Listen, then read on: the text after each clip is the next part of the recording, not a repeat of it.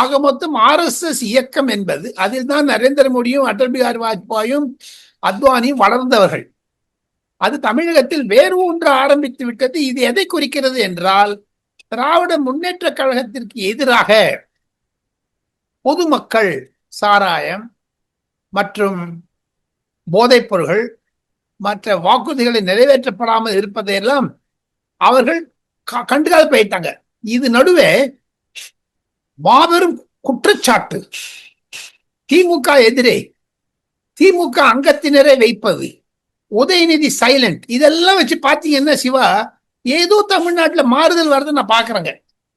2026 திமுக வரவே வராதுங்கிறது அடிச்சு போட்டு சொல்லலாங்க. அந்த மாதிரி ஒரு சூழ்நிலை உருவாயிட்டு இருக்குங்க. RSS மீண்டும் மீண்டும் ஏன் தமிழ்நாடு பக்கம் வராங்க? அவங்க ஏதோ மோப்ப பிடிக்கிறாங்க. அமித்ஷா வர்றாரு, 8ஆம் தேதி வர போறாரு. அதுக்கு 8ஆம் தேதி வரும்போது நிறைய விஷயம் சொல்ல போறாரு. அது சில இதெல்லாம் கேட்டுட்டு இருக்காங்க டெல்லியில.